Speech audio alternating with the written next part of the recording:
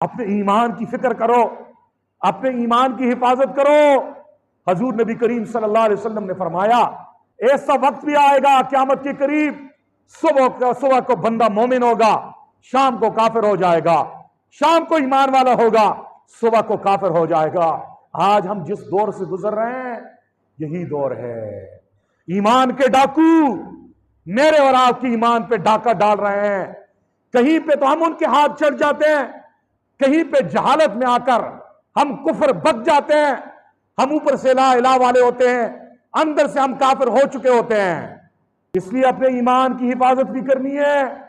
ईमान की हिफाजत कैसे होगी? उसके लिए आपको दो तबकों से जुड़ना पड़ेगा। एक तो आपको अहले इल्म का दामन पकड़ना पड़ेगा।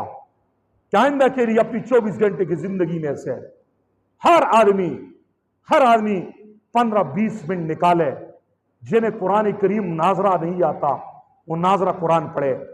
जिन्हें आ रहा है लेकिन अरबी लहजे में नहीं पढ़ रहे, तजवीद के साथ नहीं पढ़ रहे, सही नहीं पढ़ रहे, वो तजवीद के साथ कुरान पढ़े। जिन्हें कुरान पढ़ना आता है, समझना नहीं आता, वो रब के कलाम को समझने के लिए हर दिन आधा घंटा दें, मस्जिद के इमाम खतीब साहब के पास जाएं, रब का कुरान समझिए। रब का कुरान जब समझेंगे ईमान खुद बहुत समझ आ जाएगा, ईमान मजबूत हो जाएगा, ईमान महफूज हो जाएगा। और साथ साथ अहले इल्म के अलावा जिस दूसरे तबके के साथ आपने अपने ताल्लुक को जोड़ना है, अगर ईमान बचाना है, वो मौलाना मोहम्मद इलियास कांदेलवी रहमतुल्लाह की ये मुबारक जुमात, ये तबलीगी जुमात है। इसके साथ जाइए, सरोजा लगाएं, अशरा लगाएं, चिल्ला लगाएं, 4 महीने लगाएं। खुदा की कसम निकलो तो सही ना। आज हम इतराज करने वाले बहुत है। हम कहते, कोई कहता है ये बीवियों से तंग है, कोई कहता है ये खाने के लिए आ रहा है, कोई कहता है इन्हें अमेरिका पैसे दे रहा है। ओए, अमेरिका अगर पैसे दे रहा है तुझे भी मिल जाएंगे ना। जाओ जाओ, जरा निकलो तो सही। इतराज बाद में कर, जाके जरा 3 दिन निकाल। तेरा दिल अगर ईमान से भर न गया, अल्लाह की जात के साथ तेरा मजबूत ताल्लुक पैदा ना हो गया, मोहब्बत भरा ताल्लुक पैदा ना हो गया, आशिकाना ताल्लुक ना पैदा हो गया, रात को 3 बजे उठकर तू मुसल्ले पे अल्लाह के सामने रोने वाला न बन गया, हराम से रुकने वाला न बन गया, नेकियों का आशिक न बन गया, माँ बाप का फरमाबरदार न बन गया, अल्लाह के वली न बन गया, आके मुझे गिरबान से पकड़ के मिंबर से नीचे उतारिए कि मौलाना साहब मैं गया था, वक्त लगाया था, मेरी जिंदगी में इनकलाब नहीं है, इनकलाब नहीं आया। ईमान की हिफाजत जरूरी करनी है और ईमान के लिए अहले इल्म और तबलीगी जमात के साथ अपना ताल्लुक मजबूत बनाए।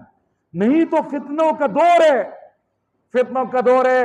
मेरे पाक पैगंबर सल्लल्लाहु अलैहि वसल्लम ने एक हदीस में इरशाद फरमाया एक वक्त ऐसा आएगा, फितने ऐसे आएंगे जैसे तस्बीह का धागा टूट जाता है, दाने पे दाना गिरता है। फरमाया यूं फितने पे फितने आएंगे, तारीक रात के टुकड़ों जैसे फितने आएंगे। उससे बचने का तरीका क्या है? मेरे पाक पैगंबर ने इरशाद फरमा दिया था, फरमाया बनी इसराइल में 72 फिरके आएंगे, मेरी उम्मत में 73 फिरके होंगे। साहबा ने पूछा, या रसूल अल्लाह हक पे कौन होगा? हजूर नबी करीम ने फरमाया, मा अना अलैहि व अस्हाबी, वो फिरका होगा जो मेरे तरीके, मेरे सहाबा किराम के तरीके पे होगा। आपको हजूर का तरीका बताने वाले, सहाबा किराम का तौर तरीका बताने वाली जुमात, ये उलमाए देवबंद, उलमाए हक्का की जुमात है। और ये तबलीगी जुमात है जो आपको रसूलुल्लाह से भी जोड़ती है, इश्क रसूल भी आपके अंदर पैदा करती है। और पहला चैप्टर ही हिकायात सहाबा है, सहाबा की अजमत के वाकयात सुना कर सहाबा की अजमत और मोहब्बत, सहाबा का मकाम और मर्तबा मुसलमान के दिल में पैदा हो जाता है।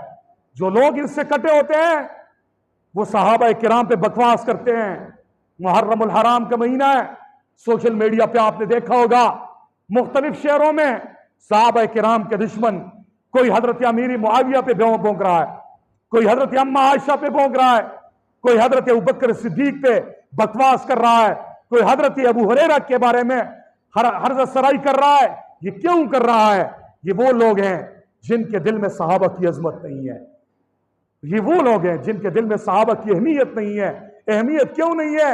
अहमियत पैदा नहीं की गई। पैदा करने के लिए आपको उन लोगों के साथ जुड़ना होगा जिनके दिल में दीन की कदर है, जिनके दिल में उलमा की अहमियत है, जिनके दिल में हजूर नबी करीम सल्लल्लाहु अलैहि वसल्लम की मोहब्बत है, जिनके दिल में अहले बैत और सहाबा इकराम की मोहब्बत है।